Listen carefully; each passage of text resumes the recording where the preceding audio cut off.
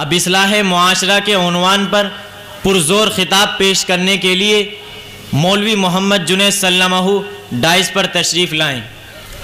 تم شان چمن، تم جان چمن، تم بزم کے میری تارے ہو۔ تم شان چمن، تم جان چمن، تم بزم کے میری تارے ہو۔ تقدیس طلب کے مستوں پر مولا کے حقیقی دھارے ہو۔ یہ مجمع تمہارا خواہاں ہے پیغام ہدایت سننے کو۔ یہ مجمع تمہارا خواہاں ہے پیغام ہدایت سننے کو۔ سب جمع ہوئے ہیں محفل میں پیغام شریعت سننے کو۔ مولوی جنید صاحب۔ السلام علیکم ورحمۃ اللہ وبرکاتہ۔ نحمده ونصلي على رسوله الكريم، اما بعد فاعوذ باللہ من الشیطان الرجیم، بسم اللہ الرحمن الرحیم۔ یا ایہا الذین آمنوا اتقوا اللہ وقولوا قولا سدیدا یصلح لکم اعمالکم ویغفر لکم ذنوبکم ومن یطع اللہ ورسولہ فقد فاز فوزا عظیما۔ صدق اللہ العظیم۔ وقال النبی صلی اللہ علیہ وسلم من رأى منکم منکرا فلیغیرہ بیدہ او کما قال علیہ الصلاة والسلام۔ برادران ملت، آج میں آپ حضرات کے سامنے اس مبارک اور پر رونق محفل میں اصلاح معاشرے کے عنوان پر لب کشائی کی جرأت کر رہا ہوں۔ برادران ملت، آج ہم جس دور سے گزر رہے ہیں، اسلامی معاشرت پر چار جانب سے مخالفت و معاندت کی آندھیاں چل رہی ہیں۔ مغربی تہذیب کی سیاہ گھٹاؤں کے ذریعے اسلامی معاشرہ اور تہذیب و تمدن کو خراب کرنے کی کوششیں کی جا رہی ہیں۔ یہود و نصارہ اور مجوس کی جانب سے اسلام کو بدنام کرنے، شمع اسلام کو بجھانے اور مسلمانوں کے ملی تشخص کو مٹانے کی سازشیں ہو رہی ہیں، اور یہ صرف مغربی تہذیب کا اثر اور اہل یورپ کی ناپاک سازش کا نتیجہ ہے کہ آج ہر طرف یہ صدا بلند کی جا رہی ہے کہ مسلمان حیران و پریشان نظر آ رہا ہے، مسلمانوں کو تباہ و برباد کیا جا رہا ہے، مسلمانوں پر ظلم و استبداد کے پہاڑ تولے جا رہے ہیں، حالانکہ تاریخ بتلاتی ہے کہ ماضی میں مسلمانوں نے ہی دنیا کے اکثر حصوں پر حکمرانی کی تھی، بڑے بڑے مغرور و متکبر کو تہو بالا کر کے رکھ دیا تھا۔ یہی وہ مسلمان ہیں جنہوں نے صداقت و سچائی کو عملی جامہ پہنایا تھا، جنہوں نے اتحاد و اتفاق، اخوت و بھائی چارگی کا چمن لگایا تھا، جنہوں نے عدل و انصاف کا ایک لاجواب اور بے مثال عمل پیش کر کے دکھایا تھا۔ اور جہاں ہم تہذیب و تمدن کے پیکر تھے، آج ہم خود دوسروں کی تہذیب کو اپنانے کی کوششیں کر رہے ہیں۔ آج ہمارے گھروں میں مغربی تہذیب اور غیروں کے طور طریقے نظر آ رہے ہیں۔ ہماری تہذیب، ہماری عزت و حرمت ہم سے دور ہو گئی ہے اور دوسری قوموں نے ان کو اپنا لیا ہے۔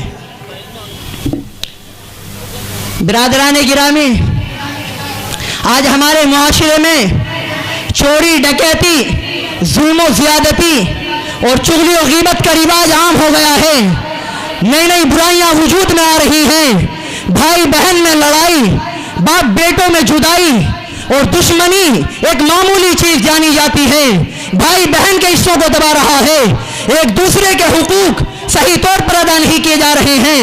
اخبارات میں آئے دن یہ خبریں شائع ہوتی ہیں کہ ایک مسلمان نے اپنے بھائی کو قتل کر دیا، باپ کو مار دیا۔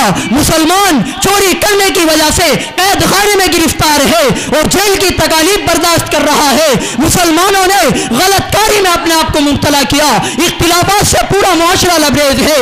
ایک مسلمان اپنے مسلمان بھائیوں کی عزت و آبرو کو برباد کر رہا ہے، ماں بہنوں کی عصمت دری کی جا رہی ہے، ان کی عصمتوں سے کھیلا جا رہا ہے، عزت و حرمت کو داغدار کیا جا رہا ہے۔ لوگوں کے عیوب کو ظاہر کرنے کے لیے مجلسیں سجائی جاتی ہیں اور میٹنگیں کی جاتی ہیں۔ بہت ہی حسرت و افسوس کی بات ہے کہ عوام تو درکنار، علماء امت جو اپنے آپ کو وارثین انبیاء شمار کرتے ہیں وہ بھی اس ناپاک حرکت میں گرفتار ہیں۔ انہوں نے بھی اپنی ناموری کو ذلت و خواری سے بدل دیا۔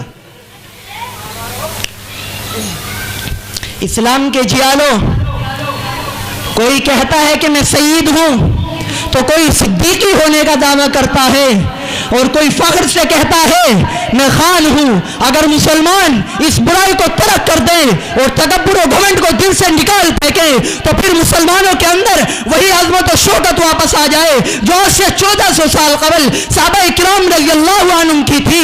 تمام مسلمانوں کی شان ایک رہنی چاہیے، کیونکہ اسلام ہی ایک ایسا مذہب ہے جس کے اندر بڑے چھوٹے، امیر و غریب کے درمیان کوئی امتیاز نہیں ہے۔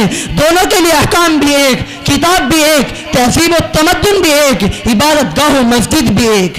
غرضے کے تمام مسلمان ایک مرکز کے رہنے والے اور ایک پلیٹ فارم کے رہنے والے ہیں۔ ایک ہی سب کا نبی، دین بھی ایمان بھی ایک، ایک ہی سب کا نبی، دین بھی ایمان بھی ایک، حرم پاک اللہ اور قرآن بھی سب کا ایک۔ اسلام کے جالو، آج ہمیں اپنے اندر تبدیلی پیدا کرنے کی ضرورت ہے، بغض و اناد کو مٹانے کی ضرورت ہے، اس گندے خیالات اور گندی تہذیب کو بدلنے کی ضرورت ہے، اپنے ماحول کو خوشگوار اور فضا کو معطر کرنے کی ضرورت ہے، اور وہ بھی اس طرح کہ ہمارے ساتھ حالات بدل جائیں، ہمارے فکر و جذبات میں تبدیلی آ جائے، ایک نئی دنیا اور ایک نیا ماحول پیدا ہو جائے، قوت پرستی کی امنگ جوش مارنے لگے۔ آدمی وہ نہیں حالات بدل دے جن کو، آدمی وہ نہیں حالات بدل دے جن کو، آدمی وہ ہے جو حالات کو بدل دیتے ہیں۔ اسلام کے جالو، آج ہم جس دور سے گزر رہے ہیں اور جس لمحے سے گزر رہے ہیں اس کو درست کرنے اور مستقبل میں آنے والی برائیاں، شرور و فتن اور باطل افکار و نظریات کو ابھرنے سے پہلے اس کو سد باب کرنے اور اس تحریک کو بے خوبند سے اکھاڑ پھینکنے کے لیے سب سے پہلے ضروری ہے کہ ہم اپنے شاندار ماضی سے فیض حاصل کریں، تاریخ کی ورق گردانی کریں، رسول، اصحاب رسول، تابعین اور تبع تابعین کے حالات کو سامنے لائیں۔ عرب کے جس ماحول میں سرکار دو عالم صلی اللہ علیہ وسلم تشریف لائے تھے وہ معاشرہ اختلافات سے لبریز تھا۔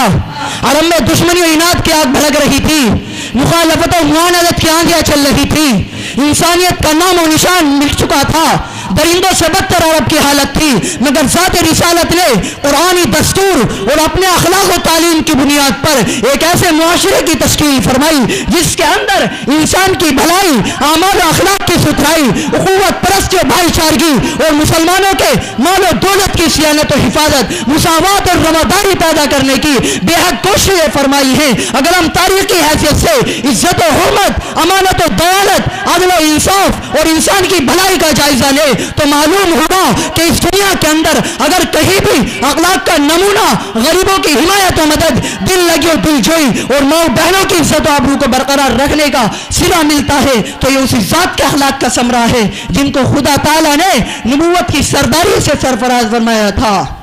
ان کی ہی بدولت اسلامی معاشرے کی تشکیل ہوئی، لیکن آج کے نفس پرست انسانوں اور مال و دولت کے حریصوں نے آپ کے بتائے ہوئے طریقوں کو ترک کر دیا، جس کی وجہ سے مسلمانوں کو بہت سی پریشانیوں اور مشکلات سے ٹکرانا، نئے نئے شرور و فتن کا سامنا کرنا پڑ رہا ہے، اور ایک کافر تو درکنار خود ایک مسلمان دوسرے مسلمان کو اس کی ترقی اور عزت و عصمت کے مقام سے اتارنے کی کوششیں کر رہا ہے۔ اپنی شہوت رسانی کی خاطر رشتہ داری کا بھی کوئی لحاظ نہیں ہوتا، ملک کے گوشے گوشے میں ناانصافی ہو رہی ہے، ہر شخص کے قلب میں خود غرضی و خود پسندی اور نفرت و عداوت کی لہریں دوڑ رہی ہیں۔ اسلام کے جیالو، آج ہمیں اس بات کی ضرورت ہے کہ سرکار دو عالم صلی اللہ علیہ وسلم کی زندگی اور قرآن کے پیش کردہ قوانین کو سامنے لائیں۔ آپ نے فرمایا من رأى منکم منکرا فلیغیرہ بیدہ، جو شخص تم میں سے کسی برائی کو ابھرتے ہوئے دیکھے اپنے ہاتھوں سے مٹا دے، اگر ہاتھ سے مٹانے کی طاقت نہ ہو تو زبان سے اس کا مقابلہ کرے، ورنہ دل سے اس کو قبیح سمجھے، یہ ایمان کا سب سے کم تر درجہ ہے۔ اے اسلام کے نوجوانوں، اپنے ایمان کا دعویٰ کرنے والوں، پرچم اسلام کو لہرانے والوں، میدان میں نکلو اور اس مغربی تہذیب کو جڑ سے اکھاڑ پھینکو۔ اسلام زبانی دعوے کا نام نہیں ہے بلکہ اسلام نام عملی زندگی کا۔ لاکھ آپ زبان سے اقرار کریں، جب تک تمام احکام پر عمل نہیں ہوگا ایمان کامل نہیں ہو سکتا، کیونکہ اسلام ایمانی جذبات اور جوش و ولولے کو نمایاں کرنے کا نام ہے۔ حضرات، آخر ہمارے معاشرے کے اندر یہ خرابی کیوں جڑ پکڑ رہی ہیں؟ اس کی وجہ صرف اور صرف یہ ہے کہ عصبیت ہماری رگوں میں خون کی طرح دوڑ رہی ہے، حالانکہ قرآن کریم ہمیں زوال کی تاریکی سے نکال کر عروج کی بلندی پر پہنچانا چاہتا ہے، کیونکہ اسلام حق کو غالب کرنا اور بغض و عناد کو مٹانا چاہتا ہے۔ اسلام مخالفت و معاندت اور نفرت و عداوت کی دلدل سے نکال کر اتحاد و اتفاق، اخوت پرستی و بھائی چارگی اور الفت و انسیت کے چمن میں لے جانا چاہتا ہے۔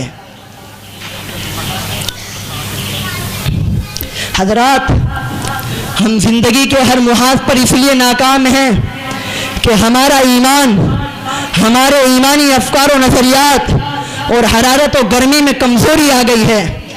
ہم زندگی کے ہر میدان، ہر قدم اور ہر موڑ پر دھکے کھا رہے ہیں۔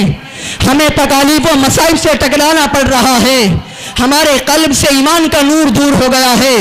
ہمارے قلب میں مغربی تہذیب بھری ہوئی ہے جو ہمارے دین، ہمارے عقائد، ہماری تہذیب و تمدن کا دشمن، ایمان و اخلاص کا باغی ہے۔ عیش پرستی اور دنیاوی مشاغل نے ہماری ایمانی قوت و طاقت کو دور پھینک دیا ہے۔ جس طرح یورپ اور امریکہ کی تہذیب میں بڑے چھوٹوں کے مابین کوئی امتیاز نہیں ہے، اسی طرح ہمارے معاشرے کے اندر بھی خرابی کوٹ کوٹ کر بھری ہوئی ہے۔ تقلید پہ یورپ کی رضامند ہوا تو، تقلید پہ یورپ کی رضامند ہوا تو، مجھ کو گلا تجھ سے ہے، یورپ سے نہیں۔ میں انہی چند کلمات کے ساتھ اپنی تقریر کو ختم کرتا ہوں، شعر کے ساتھ۔ تمہاری قوم کا ہر چہرہ جگمگائے گا، تمہاری قوم کا ہر چہرہ جگمگائے گا، کبھی تو گیس و ہمت سوار کر دیکھو۔ ہزیمتوں کے اندھیرے پناہ مانگیں گے، ہزیمتوں کے اندھیرے پناہ مانگیں گے، تم اتحاد کا پہلو سوار کر دیکھو۔ وما توفیقی الا باللہ۔ حاضرین محفل، آپ حضرات کے سکون و وقار نے محفل میں ایک عجیب سما باندھ رکھا ہے جو واقعی قابل داد و دید ہے، لہذا میں مناسب خیال کرتا ہوں کہ ایک بار پھر آپ کو شعر و سخن کی وادی میں سیر کراتا چلوں۔ دراصل میری فہرست میں انجمن اصلاح اللسان کی جانب سے ایک انقلابی ترانہ ہے، تو تیار ہو جائیے، میں ترانہ گنگنانے کے لیے مدعو کر رہا ہوں عزیزم مولوی عبدالخالق اور ان کے رفیق محترم کو اس شعر کے ساتھ۔ اے ترنم کے جزیرے کے حسین شہزادے، اے ترنم کے آئیے کوچ سائکن